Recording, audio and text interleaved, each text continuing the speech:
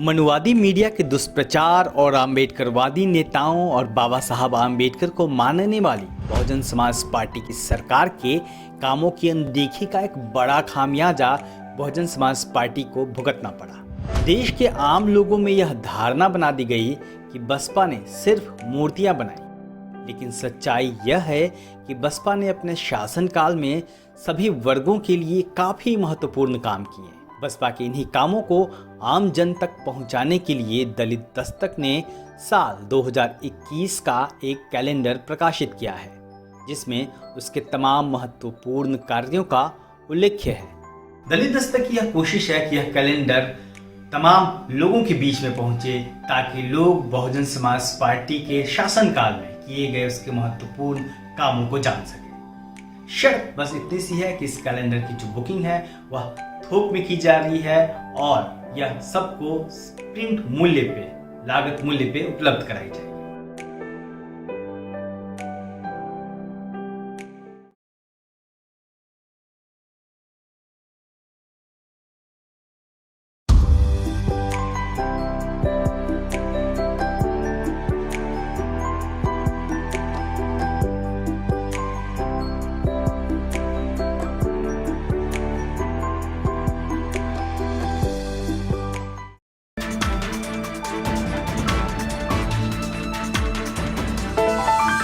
जय भीम, नमस्कार। मैं हूं अशोक दास। सबसे पहले तो हमारे सभी दर्शकों को, श्रोताओं को सावित्रीबाई फुले जी की जयंती की बहुत बहुत बधाई।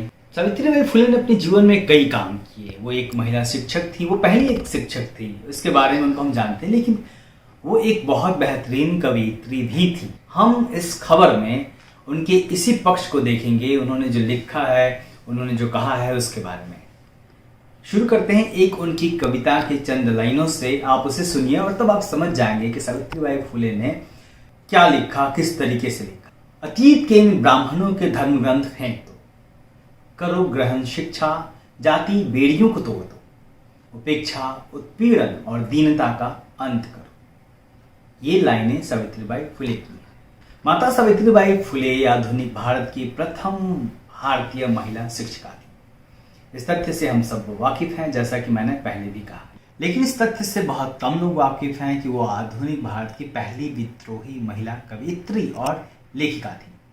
उनकी कविताओं का पहला संग्रह काव्य फुले 1854 में प्रकाशित हुआ था। तब वे महज 23 साल की थी, यानी कि उन्होंने 19-20 वर्ष की उम्र से ही कविताएं लिखनी शुरू कर दी थी। उनका दूसरा कविता संग्रह जो है वो 52 कशी सुबोध रत्नाकर नाम से 1891 में प्रकाशित हुआ था।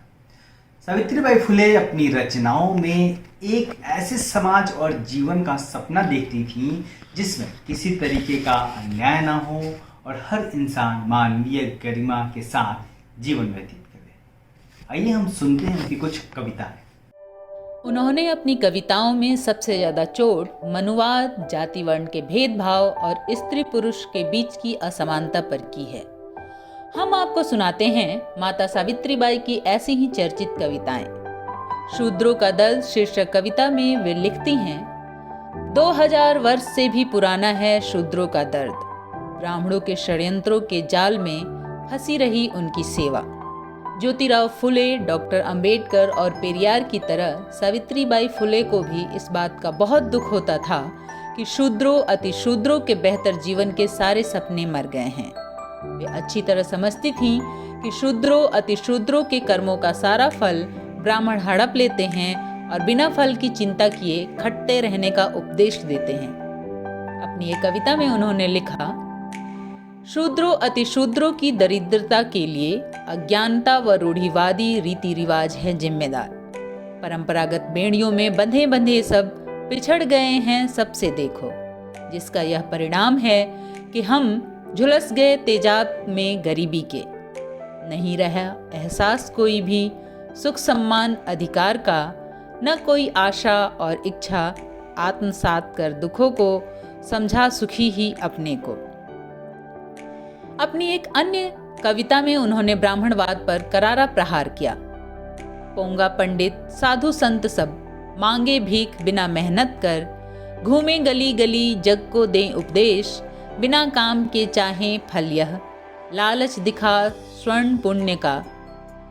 ऐसा नहीं है कि सावित्रीबाई फुले सिर्फ ब्राह्मणवाद और ब्राह्मणों पर ही हमलावर हैं, बल्कि वह अज्ञानतावश पशुवत जीवन जीने के लिए शूद्रों अतिशूद्रों को भी धिक्कारती हैं। अपनी कविता में वह लिखती हैं, जीवन स्वीकारते पशु समान, पशुवत जीवन को सुख समझें, है न यह घोर अज्ञान। फुले, पेरियार और डॉक्टर अंबेडकर का भी मानना था कि शूद्रों अतिशूद्रों और महिलाओं की दुर्दशा का कारण अज्ञानता है। सावित्रीबाई फुले भी अपनी कविताओं में मनुवादी बेड़ियों को तोड़ने और शिक्षित बनने का आह्वान करती हैं, लेकिन इसके साथ ही वे इस बात के लिए भी चेताती हैं कि तुम मनुवादी शिक्षा मत लेना।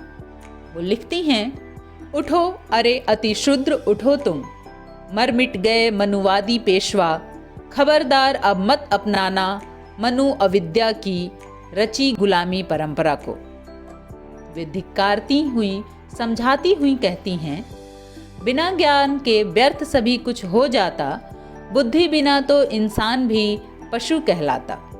वे अंग्रेजों द्वारा शिक्षा के द्वार सबके लिए खोलने को एक सुनहरे अवसर के रूप में देखती हैं और कहती हैं कि इस शिक्षा को ग्रहण करके अपनी दुर्दशा का अंत करो।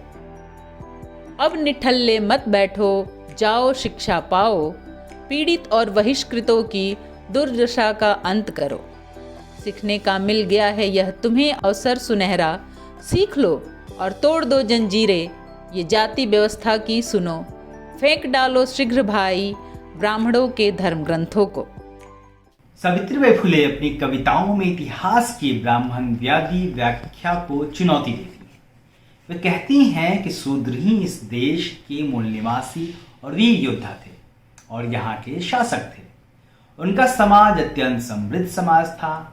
बाद में आक्रमणकारियों ने शूद्र शब्द को अपमानजनक बना दिया। वे शूद्र शब्द का अर्थ कविता में लिखती हैं और कविता के माध्यम से वो शूद्र शब्द का अर्थ बताती है, जो कि हमारे और आपके लिए भी जानना बेहद जरूरी है। आप सुनिए, वो कहती हैं, लिखती हैं कि शूद्र का असली मतलब मूल निवासी था, लेकिन सूर विजेताओं ने बना दिया शूद्र को गाली। ईरानी हो या हो ब्राह्मण, ब्राह्मण हो या हो अंग्रेज, सब पर अंतिम विजय प्राप्त की शूद्रों ने ही, क्योंकि वे ही क्रांतिकारी थे, मूल निवासी थे, समृद्ध थे, वही भारतीय कहलाते थे।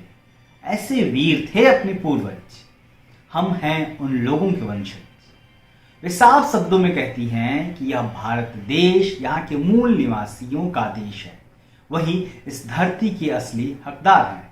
वो कहती हैं कि नहीं है भारत और किसी का, न ईरानी लोगों का यह, न यूरोपीय लोगों का, न तातारों न हुणों का, इसकी नसों में रुधिर बह रहा मूल निवासी शूद्रों का।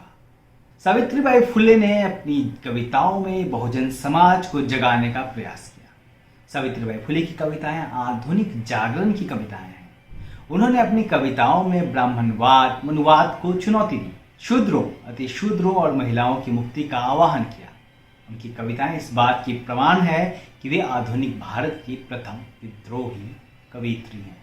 आपने जो तमाम कविताएं सुनी, जो हमने इस खबर के माध्यम से, इस वीडियो के माध्यम से आप तक पहुंचाई, उसमें आप लगातार आपने देखा होगा कि किस तरीके से सावित्रीबाई फुले ने हर चीज के बारे में लिखा, हर व्यवस्था पे जोर किया, ब्राह्मणवाद को चुनौती दी, यहाँ तक कि उन्होंने शूद्रों को भी ललकारा।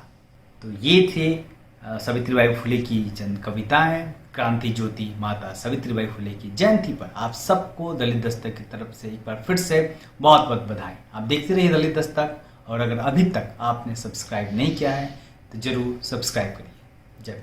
कैलेंडर सिर्फ तारीख ही नहीं बताता, कैलेंडर सिर्फ त्योहार और छुट्टियां ही नहीं बताता, कैलेंडर इतिहास भी बताता है। बीते कल का इतिहास, हमारे अतीत का इतिहास। इतिहास की इन्हीं तारीखों में से हम निकाल कर लाए हैं बहुजन मूल निवासी समाज का वह इतिहास जो इस समाज को गौरव से भर देने वाला है। दलित दस्तक द्वारा प्रकाशित साल 2021 के कैलेंडर में साल के 12 महीनों में हमने ऐसे ही 12 बहुजन क्रांति के इतिहास को रखा है। तो आज ही बुक करिए बहुजन कैलेंडर, आपका अपना कैलेंडर।